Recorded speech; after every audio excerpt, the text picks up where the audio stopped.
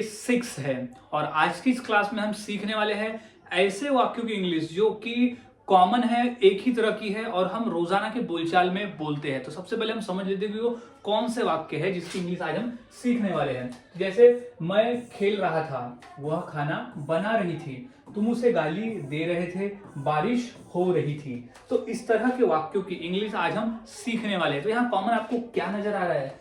रहा था, रही थी, रहे थे और रही थी। यानी यहाँ कॉमन ये है कि कर्ता यहाँ किसी कार्य को कर रहा था, कर्ता यहाँ किसी कार्य को कर रहा था, यानी वो चालू था वो कार्य को करना। तो आज हम इसी तरह के वाक्य को इंग्लिश में बनाना सीखने वाले, क्योंकि इस तरह के वाक्य को तो हम रोजाना अपने हिंदी के बोलचाल में बोलते ही है। तो इस क्लास को होने के बाद में ऐसे वाक्य की इंग्लिश आप इंग्लिश में बोलना सीख जाओगे, ऐसे वाक्य को। तो वीडियो के अंत तक बने रहे। तो सबसे पहले तो हम समझ लेते हैं कि वो कौन सा फॉर्मूला है जिसके आधार पर ऐसे वाक्य बनाए और बोले जाते हैं। तो फॉर्मूले की बात करते हैं तो सबसे पहले हमारा आता है सब्जेक्ट, क्योंकि ये पूरा जो सेंटेंस है, जितने भी 90% के सेंटेंस है वो पूरा ही इंग्लिश में सब्जेक्ट पर ही आधारित है, क्योंकि सब्जेक्ट ही इसे लेकर चलता है। तो सब्जेक्ट यानी होता है कर्ता, सब्जेक्ट यानी होता है कर्ता। अब वो कर्ता कौन कौन से है वो हम इस अलग से समझ लेते हैं। तो सब्जेक्ट यानी होता है कर्ता, क्योंकि कर्ता ही तो किसी कार्य को करता है। तो आई यानी होता है मैं, यू यानी होता है तुम, दे यानी होता है वे यानी एक से ज्यादा, वी यानी होता है हम, ही यानी होता है वह, शी यानी होता है वह। अब ही की यूज काय के लिए करते हैं हम? तो ही का यूज हम पुरुष के लिए करते हैं और शी का उपयोग हम करते हैं किसी स्त्री के लिए, यानी वो स्त्री के लिए किया जाता है। अब आ गया ईट यानी किसी, ईट का ही मतलब होता है वह, लेकिन वो किसी निर्जीव वस्तु के लिए हम करते हैं। तो ये इतना ध्यान में सबसे पहले रख लेना है कि सब्जेक्ट क्या है और सब्जेक्ट का यूज हम कहाँ करते हैं और कैसे करते हैं। तो ये सबसे पहले ये हो गया सब्जेक्ट। और ये किसी का नेम रह सकता है, सब्जेक्ट का आधार पर किसी का नेम भी यहाँ रह सकता है, जैसे रमेश।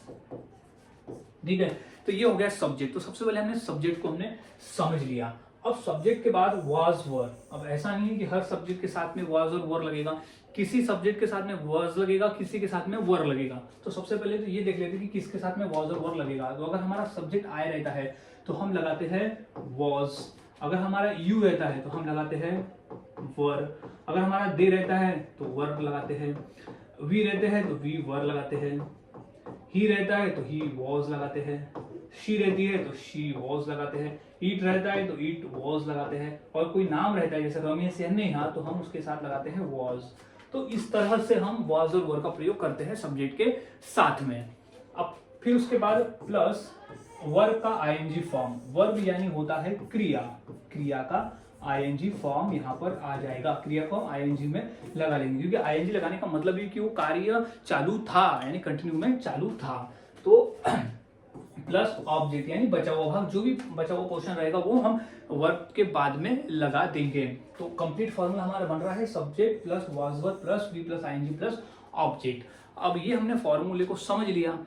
अब हम फॉर्मूले को और प्रैक्टिकली समझने के लिए प्रैक्टिस कर लेते हैं। तो सबसे पहले हमारा वाक्य है कि मैं खेल रहा था। सिंपल है कि मैं खेल रहा था, एक सिंपल वाक्य है जिसमें से मैं रहा था, क्या कर रहा था? खेल रहा था। तो यहाँ मैं क्या हो गया? मैं आ गया यहाँ पर सब्जेक्ट। अब मैं के लिए हम इंग्लिश में क्या यूज करते हैं? आए। तो मैं क्या बोलूंगा? आए। अब सब्जेक्ट फॉर्मूला क्या कहता है? आई के बाद हमें वॉज और वर लगाना है। तो आई के साथ क्या लगता है? तो ये लगता है वॉज। तो आई वॉज। अब हमारा फॉर्मूला कहता है कि वर्ब का आईएनजी फॉर्म लगाना है। तो यहाँ वर्ब क्या है? खेलना। खेलना हमारा वर्ब है। खेलना को इंग्लिश में क्या कहते हैं?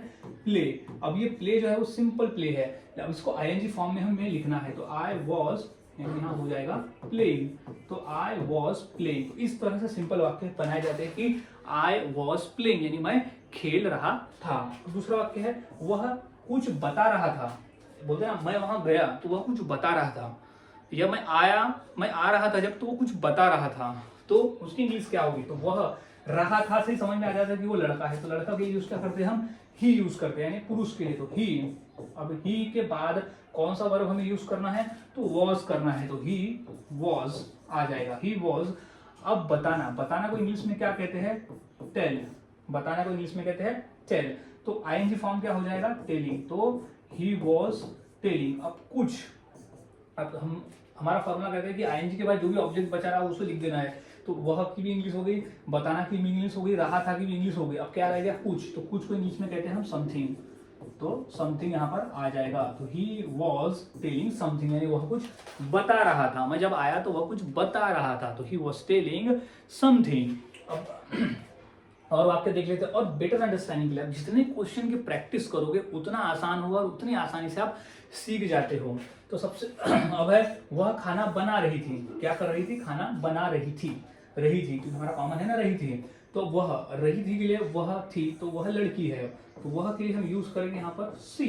अब शी के बाद हम क्या लगाते हैं, वॉज, तो शी वॉज क्या कर रही थी, खाना बना रही थी। खाना बनाने के लिए वर्ड है वर्ब कुक, लेकिन उसका हमें क्या लिखना है, आईएनजी फॉर्म, तो सी वॉज कुकिंग, यानी वह खाना बना रही थी, तो सी वॉज कुकिंग, वह खाना बना रही थी।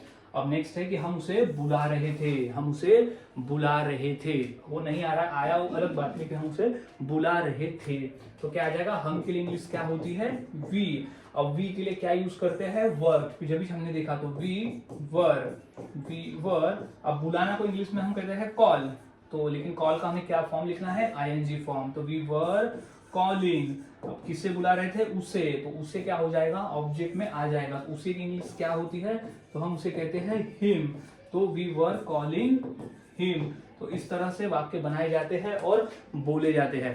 काफी आसान है, बस हमें फॉर्मूले को याद में रखना होता है। फॉर्मूले अगर याद में रखते हो तो आप आसानी से ऐसे वाक्य को इंग्लिश में बनाना सीख जाते हो।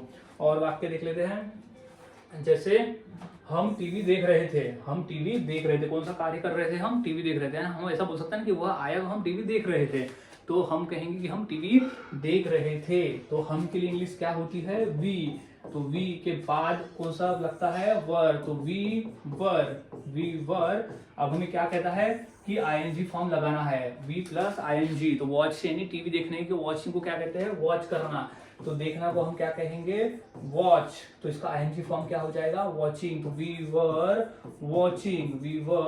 वॉचिंग, क्या देख रहे थे, ऑब्जेक्ट हमारा हो जाएगा टीवी, तो वी वर वॉचिंग टीवी, यानी हम टीवी देख रहे थे, वी वर वॉचिंग टीवी। तो इस तरह से वाक्य बनाए और बोले जाते हैं। एक और वाक्य देख लेते हैं, तुम उसे गाली दे रहे थे, तो तुम के लिए इंग्लिश क्या होगी, यू के बाद क्या लगता है, वर लगता है, अभी हमने देखा, तो यू के बाद हमें लगता है वर, तो यू वर। अब गाली देना को इंग्लिश में हम कहते हैं अब्यूज करना, उसे गाली दे रहे थे, अब्यूज का आईएनजी फॉर्म क्या हो जाएगा, तो we were abuse, you were abusing उसे, यानी हिम, तो यू वर अब्यूजिंग हिम, यानी तुम उसे गाली दे रहे थे। तो इस तरह से वाक्य बनाए जाते हैं इस फॉर्मूले के आधार पर। अगर फॉर्मूले याद में रखते हो तो आप आसानी से वाक्य को इंग्लिश में बनाना सीख जाते हो। तो बस फॉर्मूले को याद में रखते जाना है और फॉर्मूला बनाना है, यानी फॉर्मूले को याद में रखना है, वाक्य बनाना है और डेली के बोलचाल में बोलते रहना है। जैसे मैं पढ़ा रहा था तो आई वॉज टीचिंग, तुम गाना गा रहे थे, तो यू वर सिंगिंग, ऐसा हो सकता, इस तरह से वाक्य बनाए जाते हैं। अब मैं इसी से रिलेटेड दो वाक्य देता हूँ, ये दो वाक्य की इंग्लिश क्या होगी मुझे मेरे कमेंट सेक्शन में जरूर बताएं। तो पहला है कि मैं उसे समझा रहा था, देखो रहा था कॉमन आ गया, अब वह जा रहा था तो रहा था कॉमन आ गया। तो इस तरह से ये दो वाक्य की इंग्लिश क्या होगी मुझे इस फॉर्मूले के आधार पर कमेंट सेक्शन में जरूर बताएं। सो मिलता हूँ ऐसे ही और नए सेंटेंस फॉर्मूले के साथ में अगली वीडियो में। तब तक के लिए चैनल के साथ बने रहे और इसी तरह से रोजाना प्रैक्टिस करते रहे, जितना चाहे उतनी प्रैक्टिस करे, 1000 वाक्यों की, कई वाक्यों की प्रैक्टिस करे, तभी ये आसानी से बोलना आएगा। तो मिलता हूँ अब अगली क्लास में।